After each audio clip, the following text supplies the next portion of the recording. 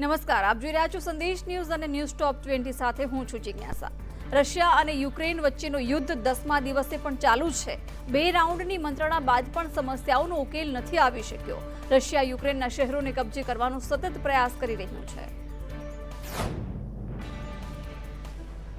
યુક્રેનમાં યુરોપના સૌથી મોટા ન્યુક્લિયર પાવર પ્લાન્ટ પર હુમલો કર્યા પછી રશિયન સૈનિકો બીજા મોટા યુઝનોક્રેન્સ્ક ન્યુક્લિયર પાવર પ્લાન્ટથી માત્ર 20 માઇલ દૂર છે। શનિવારે સવારથી જ કીવ અને ચર્નીહેવમાં હવાઈ હુમલાના સાયરન વાગી રહ્યા છે। આ સાથે જ સ્થાનિક લોકોને વહેલી તકે મેટ્રો શેલ્ટરમાં આશ્રય લેવા સૂચના આપવામાં આવી છે। કીવ તરફ કૂચ કરી રહેલ રશિયન સેના તેના માર્ગમાં આવતા દરેક અવરોધોનો જવાબ હવાઈ હુમલાથી આપી રહી છે। રશિયન સેના કીવ, ખાર્કિવ, ઓડેસા તેમજ સુમી પર હુમલો કરી રહી છે। રશિયન સેનાએ રાજધાની કીવની બહાર ઇરપિન શહેરમાં લશ્કરી હોસ્પિટલ પર બોમ્બમારો કર્યો તેમજ ઇરપિન શહેરમાં ગોળીબાર ઝાયટોમીરમાં રશિયન બોમ્બમારામાં 47 નાગરિકોના મૃત્યુ થયા। રાજધાની કીવ નજીક સ્થિત બુચા જિલ્લામાં નાગરિકો ઉપર ગોળીબાર કરવામાં આવ્યો, જેમાં 2 લોકોના મૃત્યુ થયા। મળતી માહિતી મુજબ આ તમામ લોકો કારમાં સવાર હતા। યુક્રેનિયન બંદર શહેર ખોરસાન પર કબજો કર્યા પછી રશિયન સૈનિકોએ અન્ય બંદર શહેર મારિયુપોલને ઘેરી લીધું છે અને ત્યાં ગોળીબાર કર્યો। હુમલાના ઘણા દિવસો બાદ શહેરમાં નાકાબંધી કરી દેવામાં આવી છે। યુક્રેનના રાષ્ટ્રપતિ વોલોદિમીર ઝેલેન્સ્કીએ કહ્યું કે ચૂપ ન રહો, યુક્રેનને સમર્થન આપો, કારણ કે જો યુક્રેન નહીં બચે તો આખું યુરોપ ટકી નહીં શકે।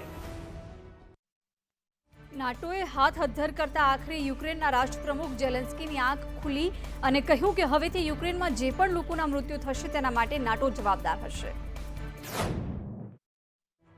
અમેરિકા અને નાટોના આશ્વાસનના આધારે સુપર પાવર રશિયા સાથે યુદ્ધનો સામનો કરી રહેલ યુક્રેનના રાષ્ટ્રપ્રમુખ વોલોદિમીર ઝેલેન્સ્કીને એક મોટો ઝટકો લાગ્યો છે।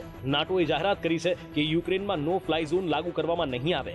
નાટોના આ નિર્ણય પર યુક્રેનના રાષ્ટ્રપતિ ઝેલેન્સ્કી રોષે ભરાયા છે। યુક્રેનના રાષ્ટ્રપ્રમુખે નાટોના નિર્ણયની ટીકા કરી છે અને કહ્યું છે કે હવે રશિયાને યુક્રેનના શહેરો અને ગામડાઓ પર હુમલો કરવા માટે ખુલ્લી છૂટ મળી ગઈ છે। કીવ સ્થિત પોતાની ઓફિસથી વિડીયો મેસેજ મોકલીને ઝેલેન્સ્કીએ નાટોને કહ્યું કે આજથી જે લોકોના હવે મૃત્યુ થશે તે તમારા કારણે જ માર્યા જશે, તમારી કમજોરીના કારણે, તમારા અલગાવવાદના કારણે। નાટોએ જાણી જોઈને યુક્રેનના એરસ્પેસની ઘેરાબંધી નથી કરી। જો યુક્રેન નહીં બચે તો આખું યુરોપ નહીં બચે। જો યુક્રેનનું પતન થશે તો આખા યુરોપનું પતન થઈ જશે। એરસ્પેસ બંધ ન કરવા બાબતે નાટોના મહાસચિવનું કહેવું છે કે સૈન્ય સંગઠનમાં યુક્રેનનો ફ્લાઇંગ ઝોન લાગુ નહીં કરાય। આમ કરવાથી પરમાણુ હથિયાર ધરાવતી રશિયન સેના સાથે યુરોપની સીધી લડાઈ શરૂ થઈ જશે। તો રશિયા યુક્રેન વચ્ચે ચાલી રહેલા યુદ્ધની વચ્ચે પુતિને જણાવ્યું છે કે ઇશારામાં કહી દીધું છે રશિયા પર લગાવેલા પ્રતિબંધો યુદ્ધના એલાન બરાબર છે। રશિયા યુક્રેન વચ્ચે ચાલી રહેલા યુદ્ધના 10મા દિવસે રશિયાના રાષ્ટ્રપતિ વ્લાદિમીર પુતિને યુક્રેનને ચેતવણી આપી છે કે યુક્રેન નહીં સુધરે તો અસ્તિત્વ જોખમમાં મુકાશે। પુતિનનું આ નિવેદન ત્યારે સામે આવ્યું છે જ્યારે યુક્રેનના 10થી વધુ શહેરો સંપૂર્ણ તબાહ થઈ ચૂક્યા છે। રશિયાએ યુક્રેનના 2 શહેરોમાં સીઝફાયરની જાહેરાત કરી। યુક્રેનમાં ફસાયેલા નાગરિકોને બહાર કાઢવા માટે આ નિર્ણય લેવામાં આવ્યો છે। પુતિને જણાવ્યું કે રશિયન સેનાને હાલ હાઈ એલર્ટ પર રખાઈ છે। રશિયા આર્થિક રીતે પડી ભાંગી હોવાની ખબરો વચ્ચે પુતિને જણાવ્યું કે રશિયામાં કોઈ ઇમરજન્સી લગાવવા જેવી સ્થિતિ નથી અને રશિયન સેનાએ યુક્રેનના મોટાભાગના સૈન્ય ઠેકાણાઓને નષ્ટ કર્યા છે। આ સાથે પુતિને રશિયા પર લગાવવામાં આવેલા આર્થિક પ્રતિબંધો અંગે પણ દુનિયાના દેશોને જણાવી દીધું કે રશિયા પર પ્રતિબંધો લગાવવા એ યુદ્ધના એલાન બરાબર છે અને લીડરશિપને તે સમજી લેવું જોઈએ કે તેઓ જે કરી રહ્યા છે તે ચાલુ રાખશે તો એક દેશ તરીકે તેમનું બચવું મુશ્કેલ બની જશે। તેના માટે તેઓ જ જવાબદાર રહેશે। તો યુદ્ધ વચ્ચે યુક્રેનમાં ફસાયેલા ભારત સહિતના અન્ય દેશોના નાગરિકોના સલામત બહાર કાઢવા માટે રશિયાએ કેટલાક શહેરોમાં યુદ્ધ વિરામની પણ જાહેરાત કરી। રશિયા યુક્રેન વચ્ચે યુદ્ધના 10મા દિવસે રશિયાએ મારિયુપોલ અને વોલ્નોવાખમાં 5 કલાક પૂરતું યુદ્ધ વિરામ જાહેર કર્યું છે। રશિયાએ જણાવ્યા મુજબ યુદ્ધના કારણે યુક્રેનમાં ફસાયેલા ભારતીય સહિત વિદેશી નાગરિકો સુરક્ષિત રીતે બહાર નીકળી શકે તે માટે તેઓ યુદ્ધ વિરામ જાહેર કરી રહ્યા છે। ભારતીય વિદ્યાર્થીઓ અને અન્ય વિદેશી નાગરિકોને યુક્રેન છોડવા માટે મદદ કરવા માટે રશિયાએ યુક્રેનના આ 2 શહેરોમાં યુદ્ધ વિરામની જાહેરાત કરી। રશિયાનું આ પગલું ખૂબ જ મહત્વપૂર્ણ છે કારણ કે આ પછી આ વિસ્તારોમાં ફસાયેલા ભારતીય અને વિદેશી નાગરિકો સુરક્ષિત રીતે બહાર નીકળી રહ્યા છે। આ યુદ્ધ વિરામનો ભારતીય સમય અનુસાર બપોરના 12:30 થી સાંજના 5.5 કલાક સુધી અમલ કરવામાં આવ્યો। આ અંતર્ગત એવું કહેવામાં આવ્યું છે કે જ્યાં સુધી અહીંયા ફસાયેલા લોકોને બહાર નહીં કાઢવામાં આવે ત્યાં સુધી રશિયા તરફથી કોઈ હુમલો કરવામાં નહીં આવે। માનવામાં આવે છે કે યુક્રેન અને રશિયા વચ્ચે બીજા રાઉન્ડની વાતચીત બાદ આ કોરિડોર બનાવવા માટે સમજૂતી થઈ છે। રશિયન રાજદૂત અને યુએનના સુરક્ષા પરિષદે કહ્યું છે કે રશિયા યુક્રેનમાંથી ભારતીય વિદ્યાર્થીઓ અને અન્ય વિદેશી નાગરિકોને બહાર કાઢવા તૈયાર છે। આના માટે તેઓ કેટલાક સમય માટે યુદ્ધ વિરામ રાખશે। ચીને અમેરિકા સહિત અનેક દેશો હિન્દ પ્રશાંત રણનીતિનું પાલન ન કરતા હોવાનું બહાનું ધરીને પોતાના રક્ષા બજેટમાં 7.1% વધારો કરી દેતા ભારત માટે ખતરો વધી ગયો છે। ચીને પોતાના સંરક્ષણ બજેટ 2022માં ભારે વધારો કર્યો છે. એટલું જ નહીં, ચીની અધિકારીઓએ જાહેરાત કરી છે કે તેઓ આ વર્ષે સૈન્ય ટ્રેનિંગને વ્યાપક સ્તર પર વધારવાના છે. ચીન વર્ષ 2022 માટેનું પોતાનું સંરક્ષણ બજેટ 7.10% વધારી ચૂક્યું છે. તેનાથી ચીનનું કુલ સંરક્ષણ બજેટ $230 અબજ થઈ ગયું છે. એક્સપર્ટ્સના જણાવ્યા પ્રમાણે ચીન જેટલું સંરક્ષણ બજેટ જાહેર કરે છે તેના કરતાં આ ઘણું વધારે છે. આ વર્ષનું બજેટ ચીનની સંસદે નેશનલ પીપલ્સ કોંગ્રેસ સામે રજૂ કર્યું, જે તેને મંજૂરી આપશે. આ પહેલા પાછલા વર્ષે ચીનના સંરક્ષણ બજેટમાં 6.8%નો વધારો કરાયો હતો, જેની સાથે તેનું સંરક્ષણ બજેટ $200 અબજ પાર થઈ ગયું હતું. ભારત સાથે તુલના કરાય તો આ વધારો 2022 માટે ભારતના 5.25 લાખ કરોડ એટલે કે લગભગ $70 બિલિયન અમેરિકી ડોલરના રક્ષા બજેટથી 3 ગણું વધારે છે, જેમાં પાછલા વર્ષની સરખામણીમાં 4.4%નો વધારો થયો છે.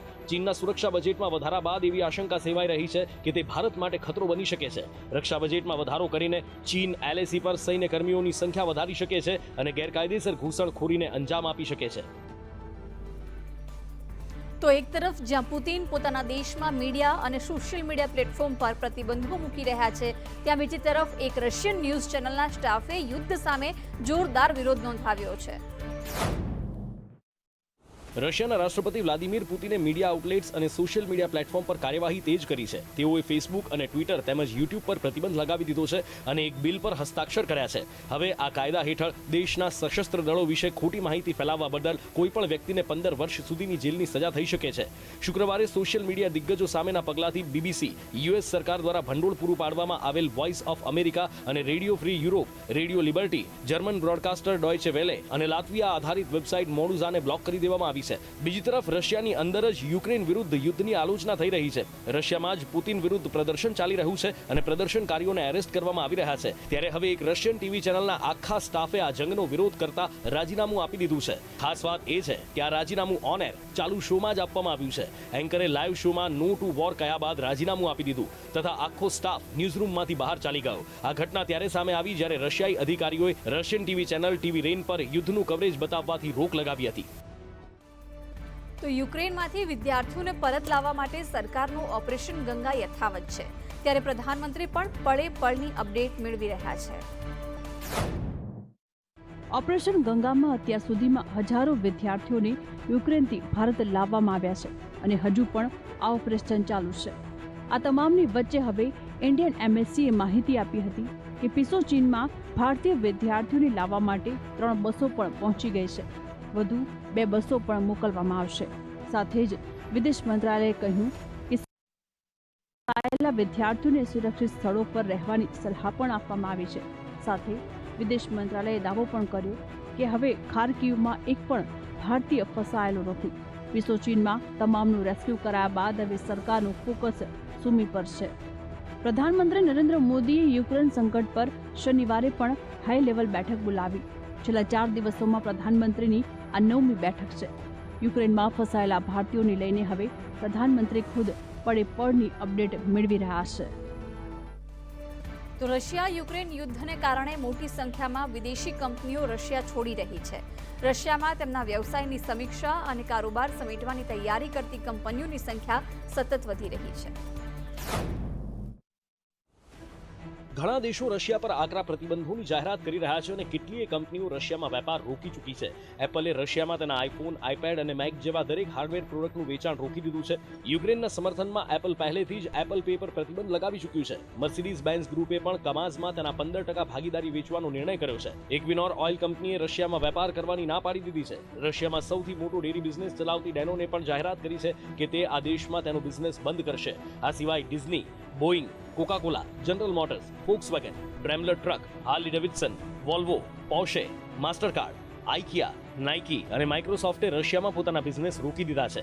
તો બીજી તરફ વિશ્વના સૌથી અમીર વ્યક્તિ અને સ્ટારલિંક ઇન્ટરનેટ કંપનીના માલિક એલન મસ્કે મોટી જાહેરાત કરી છે અને કહ્યું છે કે તેમની કંપની સ્ટારલિંકને કેટલીક સરકારો દ્વારા તેના પ્લેટફોર્મ પરથી રશિયન સમાચાર સંસ્થાઓ પર પ્રતિબંધ મૂકવા માટે કહેવામાં આવ્યું છે. પણ મસ્કનું કહેવું છે કે તેઓ વાણી સ્વતંત્રતાના સમર્થક છે અને જ્યાં સુધી બંદૂકની અણી પર તેમને ન કહેવામાં આવે ત્યાં સુધી તે રશિયન સંગઠનો પર પ્રતિબંધ નહીં મૂકે.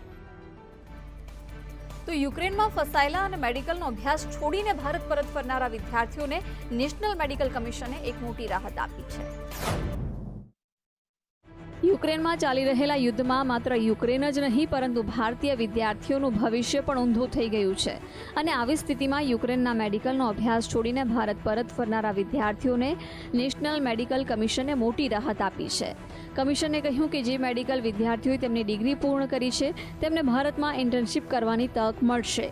વિદેશથી આવતા વિદ્યાર્થીઓ માટે પણ ઇન્ટર્નશિપની 7.5% બેઠકો નક્કી કરાઈ છે.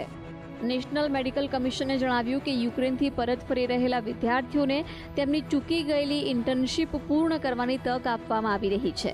અત્યાર સુધી ઇન્ટર્નશિપ ફી માત્ર દિલ્હીમાં જ ભરવાની ન હતી, પરંતુ હવે કોઈ પણ રાજ્યમાં ફી ભરવાની રહેશે નહીં. અરજી કરતા વિદ્યાર્થીઓએ ઇન્ટર્નશિપ પૂર્ણ કરવા માટે પ્રથમ foreign medical graduate screening test pass કરવી આવશ્યક છે. ફોરેન મેડિકલ ગ્રેજ્યુએટ્સ સંબંધિત નેશનલ મેડિકલ કમિશનના નિયમો ખૂબ કડક છે. યુક્રેનના 2 શહેરોમાં ફસાયેલા ભારતીય વિદ્યાર્થીઓ સલામત રીતે બોર્ડર સુધી પહોંચી શકે તે માટે રશિયાએ સીઝ ફાયર તો કર્યું છે, પણ હજુ સુમી સહિતના અનેક શહેરોમાં વિદ્યાર્થીઓ ફસાયેલા છે અને તેમની સ્થિતિ બદથી બદતર છે. ઓપરેશન ગંગા હેઠળ અનેક વિદ્યાર્થીઓ પરત લવાઈ રહ્યા છે, પણ ગુજરાત સહિત ભારતના અનેક વિદ્યાર્થીઓ યુક્રેનમાં સુમી શહેરમાં હજુ ફસાયેલા છે. તેમની પાસે પીવા માટે પાણી નથી, એટલે બહાર પડતા બરફને એકઠો કરી તેને ઓગાળીને પાણી પીવે છે, અથવા તો ધાબા પરથી ઉતરતા પાઇપમાંથી સ્નો પીગળીને આવેલું પાણી ભરવા મજબૂર બને છે.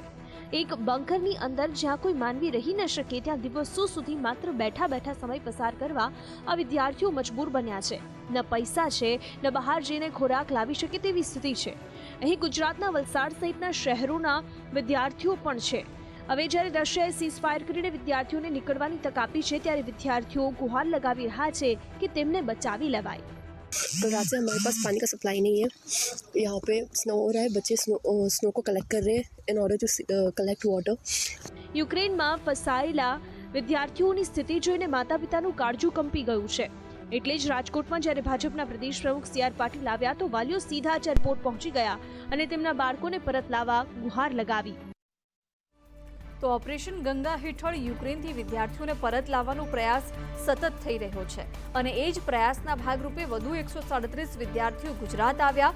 વંદે માતરમ અને ભારત માતા કી જયના નારાથી ગાંધીનગર ગુંજી ઉઠ્યું.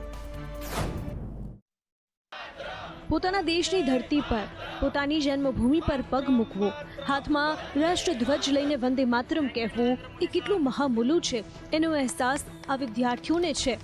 કેમ કે યુક્રેનના યુદ્ધની એ ભયાનક વિકરાળતાને પાર કરીને આ વિદ્યાર્થીઓ પોતાના દેશ, પોતાના ગામ, પોતાના પરિવાર પાસે પરત પહોંચ્યા છે.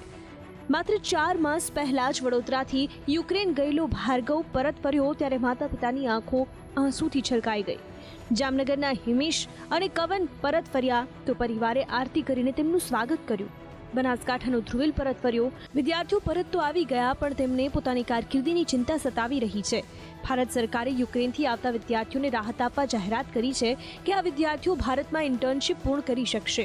સરકારે FMGL રેગ્યુલેશન એક્ટમાં બદલાવ કર્યો છે. નેશનલ મેડિકલ કમિશને પરિપત્ર બહાર પાડ્યો છે. યુદ્ધ કોરોનાને ધ્યાને રાખી વિદ્યાર્થીઓ માટે નિર્ણય કરાયો છે અને તેનાથી ચીન યુક્રેનથી આવેલા 25,000 લાભાર્થીને લાભ થશે. તો ભારતીય નૌકાદળે શનિવારે બ્રહ્મોસ મિસાઇલના એડવાન્સ વર્ઝનનું સફળતાપૂર્વક પરીક્ષણ કર્યું. શનિવારે બ્રહ્મોસ મિસાઇલના એડવાન્સ વર્ઝનનું INS વિશાખાપટ્ટનમ ખાતે સફળ પરીક્ષણ કરવામાં આવ્યું. પરીક્ષણ દરમિયાન મિસાઇલ લક્ષ્યને સચોટ રીતે મારવામાં સફળ રહી છે. મિસાઇલના એડવાન્સ વર્ઝનમાં ઘણા અપગ્રેડ કરવામાં આવ્યા છે. અપગ્રેડ કર્યા પછી તેની ફાયર પાવર વધુ વધી છે. ભારતનું આ સફળ પરીક્ષણ આત્મનિર્ભર ભારત મિશનની સફળતા માટે એક સીમાચિહ્નરૂપ માનવામાં આવી રહ્યું છે. તમને જણાવી દઈએ કે INS વિશાખાપટ્ટનમ સાથે મળીને બ્રહ્મોસ મિસાઇલના દરિયાઈ પ્રકાર દુશ્મનોની ઊંઘ હરામ કરી દેશે. સમુદ્રમાંથી છોડવામાં આવનાર બ્રહ્મોસ મિસાઇલના 4 પ્રકાર છે. પહેલું યુદ્ધ જહાજમાંથી લોન્ચ કરાયેલ એન્ટી શિપ વેરિયન્ટ છે. બીજું યુદ્ધ જહાજમાંથી લેન્ડ એટેક વેરિયન્ટ છે. આ બંને વેરિયન્ટ ભારતીય નૌકાદળમાં પહેલેથી કાર્યરત છે. ત્રીજું submarine launch anti ship variant અને ચોથું submarine launch land attack variant. March મહિનો શરૂ થયો ત્યારથી મોંઘવારીનો બોજ લઈને આવ્યો છે અને આ મોંઘવારીમાં આગ લગાવી રહ્યું છે યુક્રેનનું યુદ્ધ. યુદ્ધ ભૂમિ બની ગયેલા યુક્રેનમાં ચારે તરફ તારાજીના દ્રશ્યો છે. યુદ્ધની વિકરાળતા નરી આંખે જોઈ શકાય છે. પણ જે નથી દેખાતું એ છે યુદ્ધની પડતી અસરો, અને આ અસર છે ગુજરાત સુધી થઈ રહી છે. યુક્રેનના યુદ્ધની અસરથી ગુજરાતમાં ખાદ્ય તેલ મોંઘું થઈ ગયું છે. લોખંડની કિંમતોમાં કિલોએ 10 થી 12 રૂપિયાનો વધારો થયો છે. ક્રૂડ તેલની કિંમતો વધીને $119 પાર થઈ ગઈ છે. ભારત યુક્રેન અને રશિયા પાસેથી સનફ્લાવર ઓઇલ અને સીડ્સ તથા પામ તેલની આયાત કરે છે, અને યુદ્ધની સ્થિતિને કારણે તેલના ભાવમાં ભડકો થયો છે. તેના કારણે ગૃહિણીઓનું બજેટ ખોરવાઈ ગયું છે. ત્યારે 2300 રૂપિયા ભાવ હતો, જ્યારે આજે હું લેવા આવી છું તો 2700 ભાવ છે. તો 400 રૂપિયા વધે તો મહિનાનું બજેટ ઓલું શાકભાજી આવી જાય. ગુજરાતમાં મોટાભાગનું લોખંડ મહેસાણામાંથી સપ્લાય થાય છે, પણ યુદ્ધ શરૂ થયું ત્યારથી લોખંડની કિંમતોમાં કિલોએ 10 થી 12 રૂપિયાનો વધારો થતાં લોખંડની માંગ ઘટી ગઈ છે.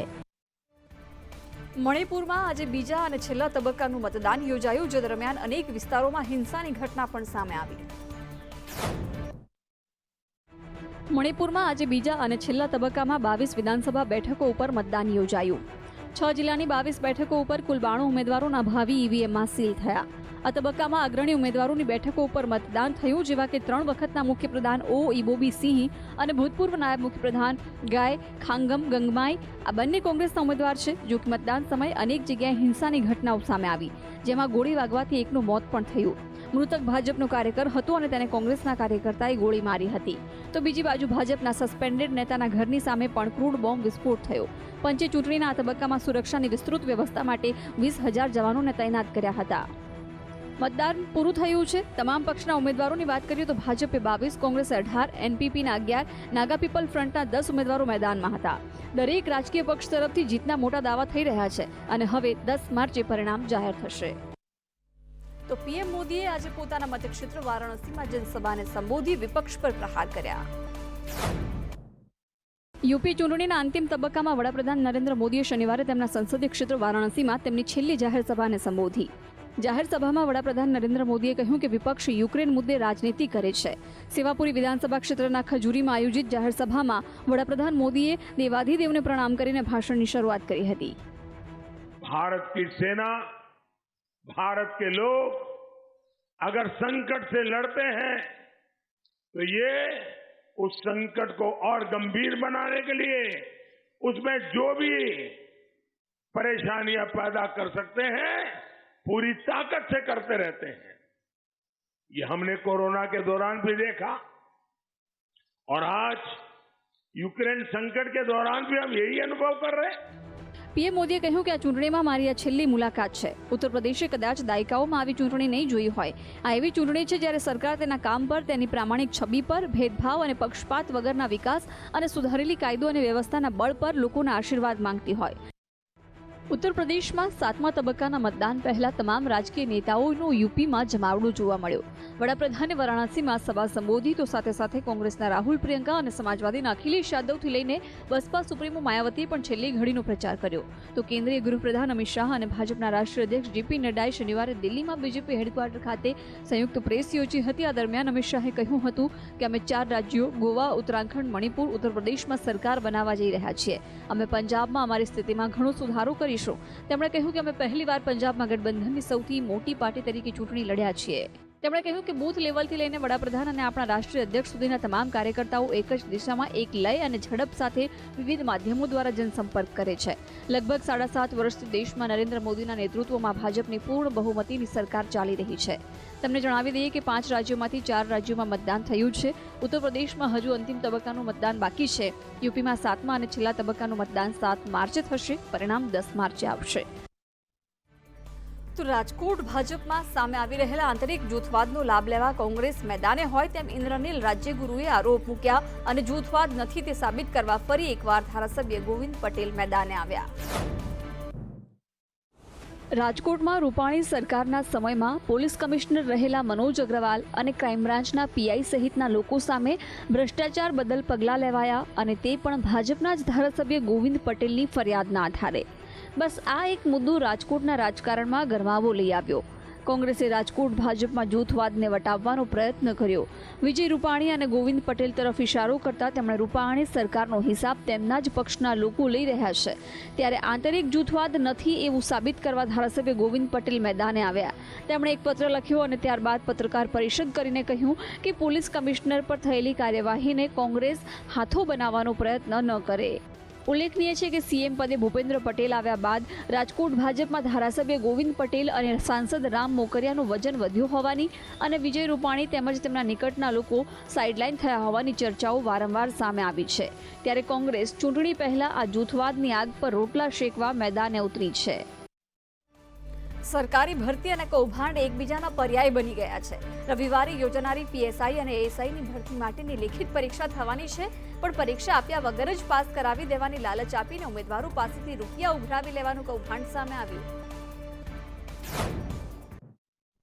પૈસા આપો અને નોકરી લઈ જાઓ. સરકારી ભરતીઓમાં આવી લાલચ આપીને ઉમેદવારોને લેભાગુ તત્વો છેતરી રહ્યા છે અને આવા જ બે આરોપીઓને બનાસકાંઠા પોલીસે ઝડપી લીધા છે. પીએસઆઈ અને એએસઆઈની ભરતી માટે લેખિત પરીક્ષા રવિવારે યોજાઈ રહી છે, ત્યારે તે પહેલા જ આવા લેભાગુ તત્વોનો ભાંડો ફૂટ્યો છે. પોલીસે સમગ્ર કૌભાંડના માસ્ટર માઇન્ડ કીર્તિ પરમાર અને સાગરિત ભરત ચૌધરીની ધરપકડ કરી લીધી છે. તેઓ વગર પરીક્ષાએ પાસ થવાની લાલચ આપી ઉમેદવારો પાસેથી પૈસા ઉઘરાવતા. પીએસઆઈ ભરતી માટે 8 થી 9 ઉમેદવારો પાસેથી નાણાં ઉઘરાવ્યા હતા. 22 લાખનું ઉઘરાણું કરવાના હતા, તેમાંથી 10 લાખ એડવાન્સ લીધા હતા. ભૂતકાળમાં 2018માં હાઈકોર્ટના પ્યુન, ગૌણ સેવાની અન્ય પરીક્ષાઓ માટે પણ આ જ રીતે પૈસા ઉઘરાવ્યા હતા. બાદમાં નકલી કોલ લેટર બનાવીને વિદ્યાર્થીઓને આપતા. ભરત ચૌધરીના એક સગા પ્રકાશ ચૌધરી પાસેથી આ જ રીતે આ ટોળકીએ 5 લાખ પડાવ્યા હતા. ફરિયાદને આધારે પોલીસે 2 આરોપીને પકડ્યા છે અને 2 આરોપી હજુ ફરાર છે. તો સરદાર પટેલ યુનિવર્સિટીના કુલપતિને ગેરલાયક ઠેરવીને સુપ્રીમ કોર્ટે તેમની નિમણૂક રદ કરી. તેની સાથે જ ગુજરાતની યુનિવર્સિટીઓમાં નિમાયેલા કુલપતિઓ પર સવાલ ઉઠી રહ્યા છે. સુપ્રીમ કોર્ટે સરદાર પટેલ યુનિવર્સિટીના કુલપતિને ગેરલાયક ઠેરવીને તેમની નિમણૂક રદ કરતા જ હવે માંગ ઉઠી છે કે ગુજરાતની અલગ અલગ યુનિવર્સિટીઓના બની બેઠેલા ગેરલાયક કુલપતિઓની નિમણૂક રદ કરવામાં આવે. સૌરાષ્ટ્ર યુનિવર્સિટીના ડીન ડોક્ટર નિદત બારોટે આરોપ મૂક્યો છે કે જૂનાગઢ ભક્ત કવિ નરસિંહ મહેતા યુનિવર્સિટીના ડોક્ટર ચેતન ત્રિવેદી, બાબા સાહેબ આંબેડકર યુનિવર્સિટીના ડોક્ટર અમીબેન ઉપાધ્યાય, યુનિવર્સિટીના કુલપતિ ડોક્ટર હર્ષદ પટેલ, ગાંધીનગરની ચિલ્ડ્રન યુનિવર્સિટીના કુલપતિ હર્ષદ શાહ અને એમએસ યુનિવર્સિટીના કુલપતિ વીકે શ્રીવાસ્તવ ગેરલાયક છે અને તેમના રાજીનામા લેવામાં આવે. કોંગ્રેસના ધારાસભ્ય પણ કહી ચૂક્યા છે કે ગુજરાતની 40થી વધુ યુનિવર્સિટીઓના કુલપતિઓ પોતાના પદ માટે ગેરલાયક છે. શિક્ષણનું ધામ ગણાતી યુનિવર્સિટીમાં જ જો લાયકાત વગરના અને લાગવગ ધરાવતા લોકો સર્વોચ્ચ પદ પર બેસે તો વિદ્યાર્થીઓનું ઘડતર અને ભણતર શું થવાનું? યુજીસીના નિયમો છતાં જો રાજકીય વગથી નિમણૂકો થતી હોય તો તે ગુજરાતના ઉચ્ચ શિક્ષણ માટે ચિંતાનો વિષય છે. તો મોહાલી ટેસ્ટમાં બીજા દિવસના અંતે ભારત મજબૂત સ્થિતિમાં છે.